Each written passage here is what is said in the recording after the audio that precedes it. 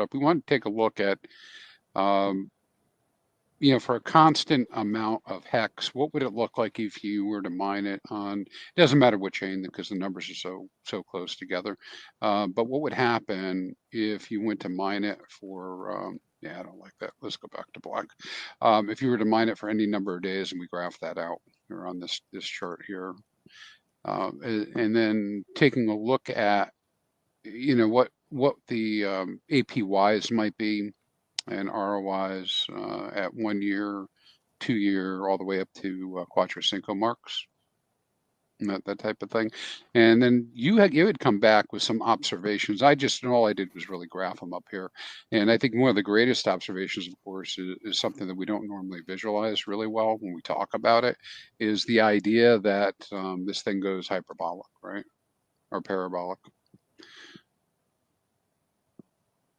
So the longer you go out with those, and I guess this is what you're getting at, is if you're trying to beat this is what you have to try to beat. Yeah.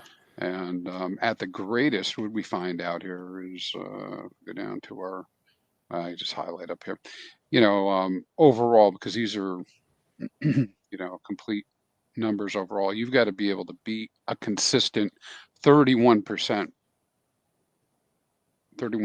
per year. Not just once, every single year, to be able to beat the mining and HEX.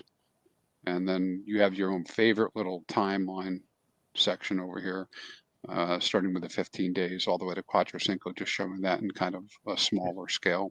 Yeah, let me explain that quick. So if you guys look, I'll direct your focus to the bottom right corner of the screen where you can see where we have I'll bring this one up bigger.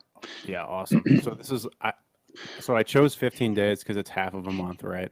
And so like you get to see the APY of a stake for 15 days. And this is especially meaningful for guys that are doing 30 and 45 day stakes, like that have, multi-millions of HEX, which by the way, at these prices is pretty affordable. Maybe not for everybody, but it's affordable enough that if you're a serious investor, that you could get a seriously game-changing amount of HEX into your portfolio now at these prices, even at a penny on the ETH side, or 1.5 pennies on the Pulse chain side.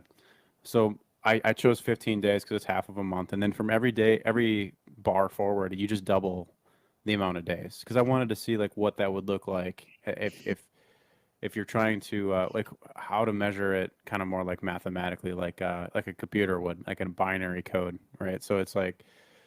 And I just wanted to see what the patterns were and the relationship was there. And so you'll notice that there's not really much of a difference until you get near that year mark. So between the 240 to 480 jump, that's when you really start to see the ROIs change for the miner. So I think everyone's got different views on short-term staking.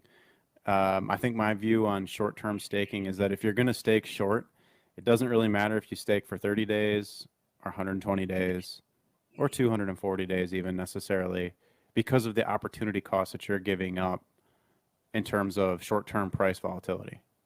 But that said, after you get past a year and you're going for like anywhere from 365 days to 480 days to 960 days, you're seeing massive changes in the APYs and HEX.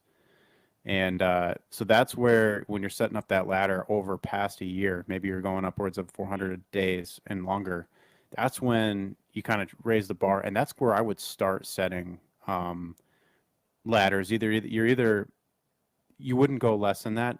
Like why would you choose like 120 or 150 day stake over a 30-day stake and risk all that price volatility and opportunity versus just going out longer? Like why wouldn't you just go 480 days, a 960 day, a 1920, a 3840, and then ladder it out that way? Or maybe like we did in the early days, we started out far and we worked our way back. As you brought capital in, you'd start out far and work your way back. That way you'd have more of your stakes done. By the time you're set in your 480-day stake, you're already like 100 or 200 or 300 days into your 5555 stake or your 10-year stake, whatever. And I think that theory proves to be valuable and true. And